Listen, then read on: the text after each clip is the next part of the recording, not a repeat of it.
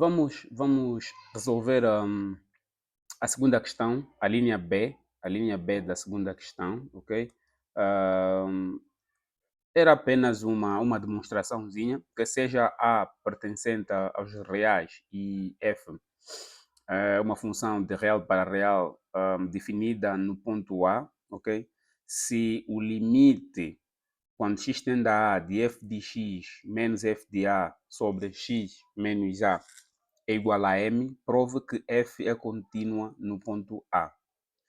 Bom, essa questão também era muito simples, bastava apenas lembrar o que nós falamos de continuidade das funções deriváveis, por um lado, ok? E nós demonstramos isso na aula, demonstramos o teorema que diz que toda função derivável num ponto A é contínua nesse ponto. Ou seja, nós demonstramos o seguinte teorema. Bastava lembrar esse teorema. Teorema. Ok? Toda função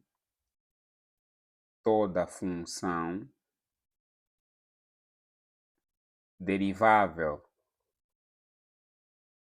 toda função derivável num ponto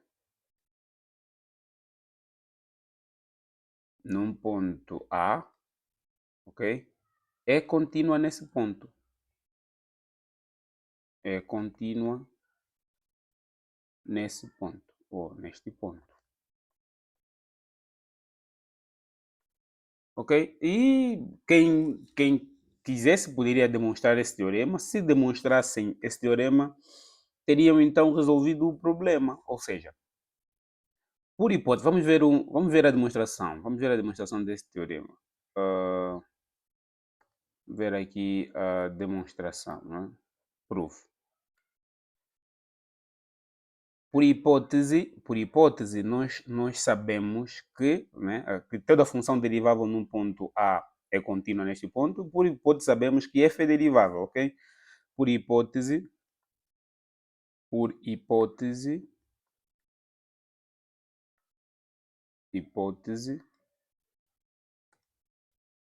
f' de A existe, né? F' de A existe. Se f' de A existe, o que é que isso significa? Significa que f' de A é igual ao limite quando x tende para A de f de x menos f de A sobre x menos A. Ok? Essa é a hipótese desse teorema. Né? Essa é a hipótese. Mas agora, o que é que nós sabemos de função contínua? Vamos fazer aqui, ok, um rascunhozinho sobre função contínua. O que é que nós sabemos sobre função contínua? Quando uma função é contínua, quando cumpre com três requisitos que nós enunciamos na aula. Primeiro, aqui, vai lá, se f é contínua, deixa eu buscar aqui uma borracha. Se f é contínua, né? Se f é contínua, ou f é contínua, se f é contínua, então, né, podemos enunciar isso. Então, vai lá, o que acontece? Se f é contínua num ponto, né? Estamos a falar de continuidade num ponto. Então, f de A existe, ok? F de A existe. Esse é o primeiro ponto. O segundo, o limite quando x tende a A de f de x também existe, ok? Também existe. E o terceiro, ok? O limite quando x tende a A de f de x é igual a f de A, ok? De forma resumida, esta aqui, podemos verificar se uma função é contínua utilizando, né, utilizando esses três requisitos, essas três condições, né? Essas três condições. Então, vamos lá. Por hipótese desse teorema, nós temos que a derivada existe. Okay? Se a derivada existe, é porque esse limite aqui deve existir. Se esse limite aqui deve existir, o que é que isso significa? Que f de A f de A existe. F de A existe. Reparem, para dar significado a esse limite, f de A e f de x têm que existir. F de A deve existir. F de A existe, o que significa que para essas três condições nós já cumprimos uma. F de A existe. Okay? Cumprimos F de A, existe. Agora, para a outra condição, limite de x, o limite quando x tende a A de f de x também deve existir. Reparem, se olharmos nessa hipótese, nós sabemos que o limite do quociente é o quociente dos limites. Aqui, em algum momento, teremos limite de f de x. O limite de f de x deve existir também para dar significado a este limite, ok? Então, por essa hipótese, por hipótese, o limite também existe. O limite, quando x tende a A, de f de x, existe. Existe. Ok? Cumprimos com a primeira e a segunda condição. Primeira e a segunda condição. Agora, para cumprir a terceira condição, o que é que nós temos que considerar? A terceira condição diz que o limite de f de x deve ser igual a f de A.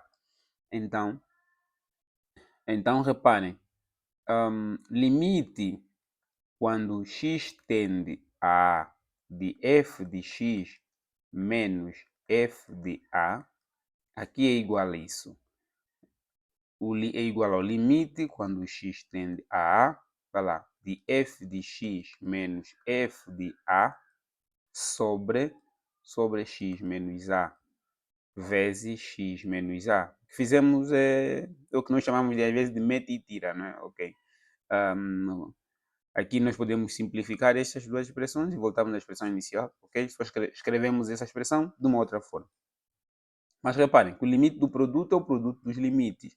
Então vamos ter limite quando x tende para A de f de x menos f de A sobre x menos A vezes o limite quando x tende para A, ok?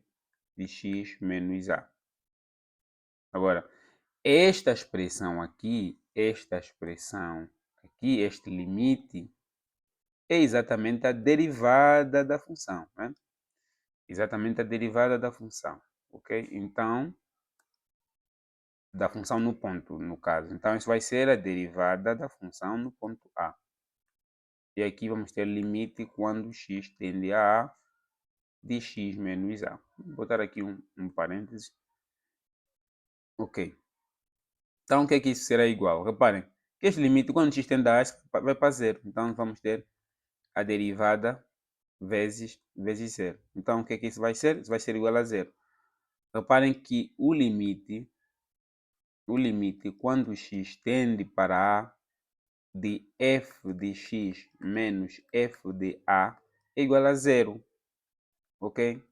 Então, se isto é igual a zero, e já sabemos que o limite da soma é a soma dos limites, então vamos ter o quê? Vou continuar aqui.